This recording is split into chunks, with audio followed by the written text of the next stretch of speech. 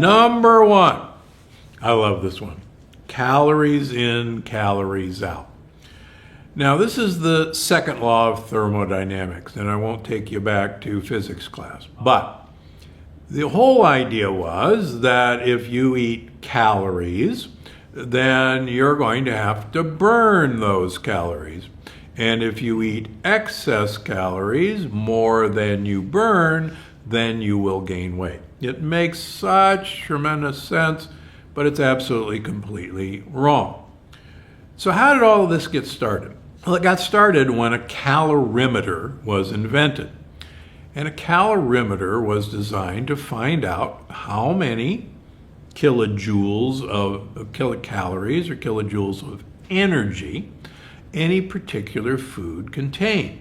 So what they basically did is they built a chamber and they simplistically lit the food on fire, and they measured how much heat was produced as that food disintegrated into ash. And that was the number of calories that that food contained. Sounds simple enough. Unfortunately, inside of your intestines is not a calorimeter. And what no one knew, particularly until the advent of the Human Microbiome Project, where we understood that there was 4 to 5 pounds of hungry bacteria living in our intestines at any one time, and that those bacteria would eat a lot of the foods that we ate. And depending on the type of food that we were eating, that those bacteria would gobble up a lot of those calories, or as I've written about in my books, we now know that a lot of these bacteria, obesogenic bacteria, actually make more of these calories easier for you to absorb. So that the whole idea that a calorie is a calorie is a calorie, with the advent of modern learning, has nothing to do with the calories in, calories out. So it's a useless weight loss strategy. Sure, you can go on an extremely calorie-restricted diet and you will lose weight. Guarantee it. But number one, you haven't learned how to eat. Number two, you haven't fed the gut buddies that are going to keep you lean. And number three, that's one of the reasons all of these delivery services for, I lost 30 pounds on X system, or I lost 50 pounds doing this. None of these people sustain that weight. As you know, with The Biggest Loser, yes, these people lost huge amounts of weight, but a year later they had all returned actually not only to their original weight, but actually rebounded above.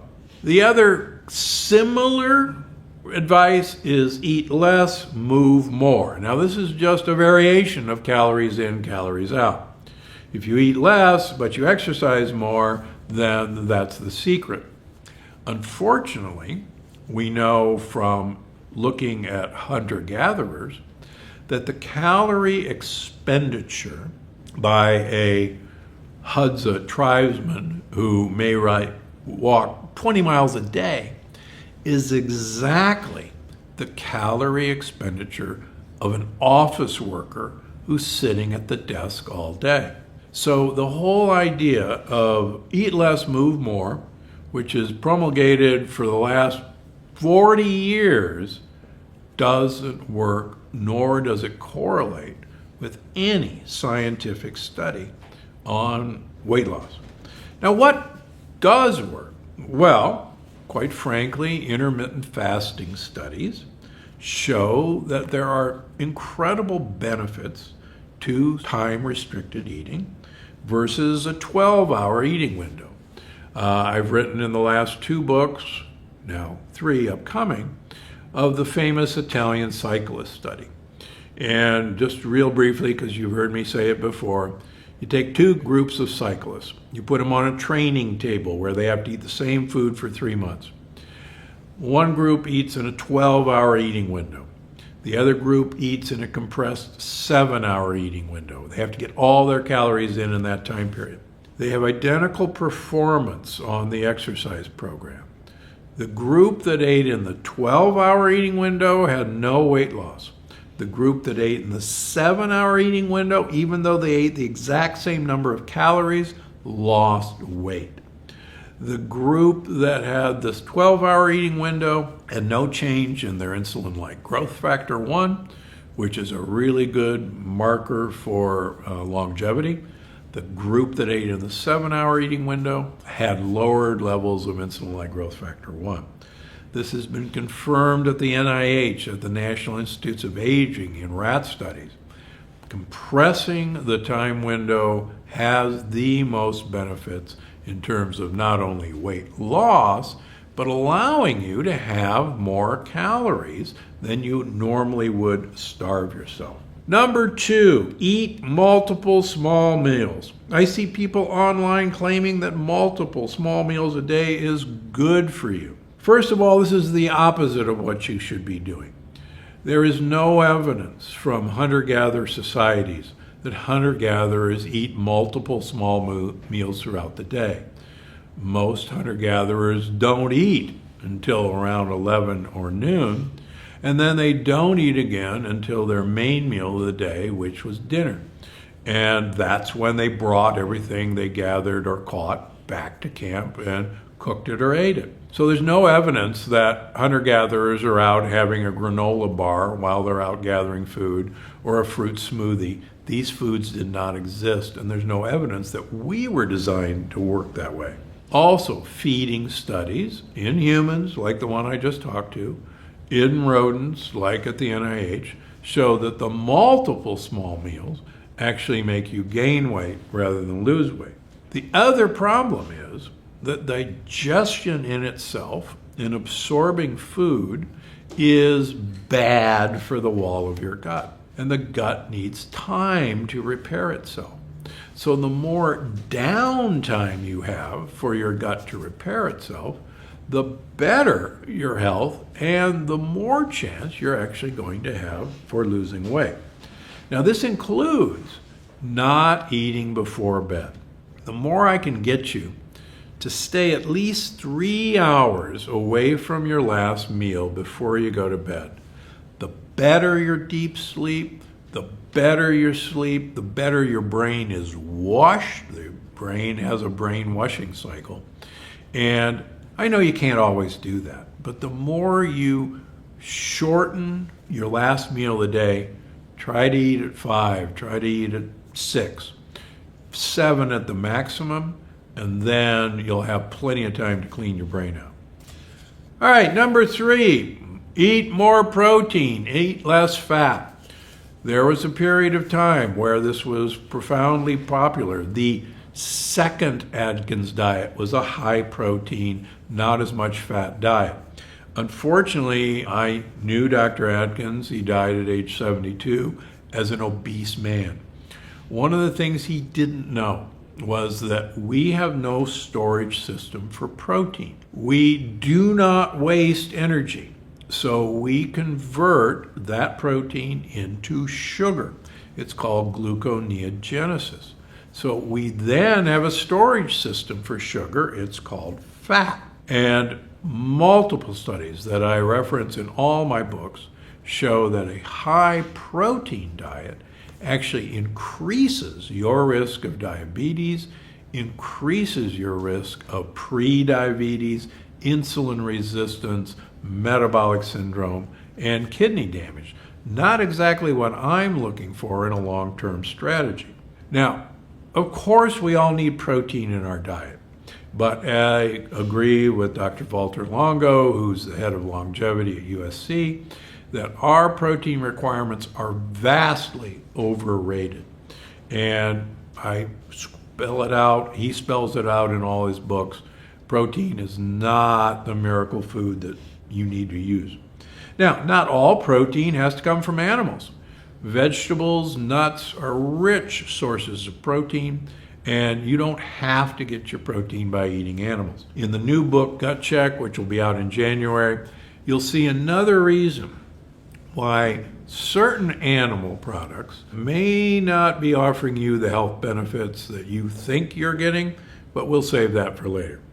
Number 4, eating more fruit will help you lose weight. Now, many people think they should load up on fruit on a diet because fruit is loaded with fructose, and fructose doesn't have any effect on your insulin, and it doesn't make you a diabetic.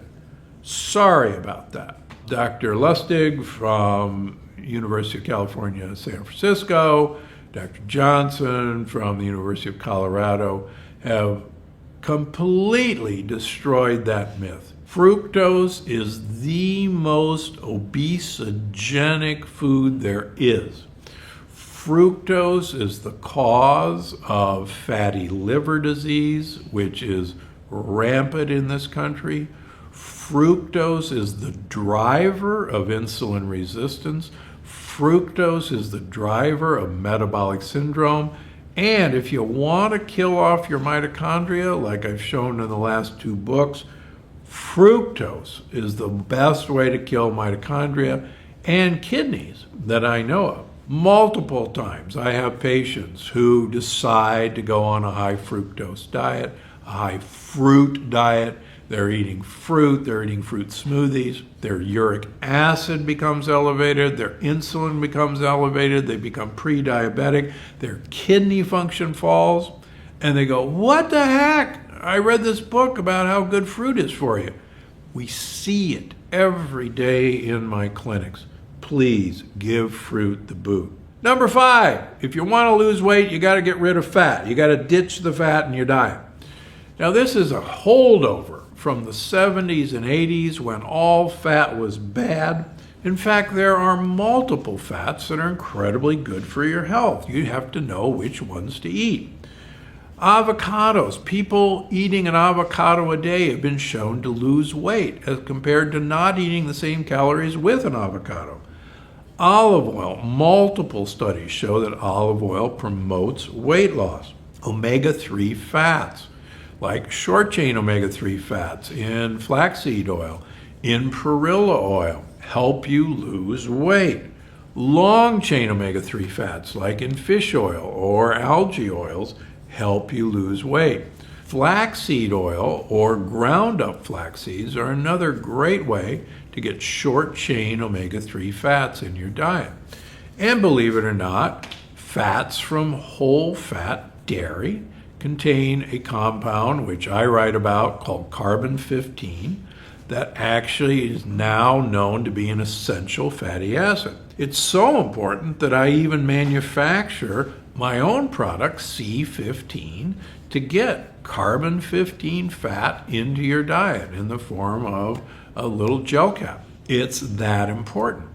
In fact, studies have shown that people who use full-fat dairy actually have much better health than people who use low-fat dairy.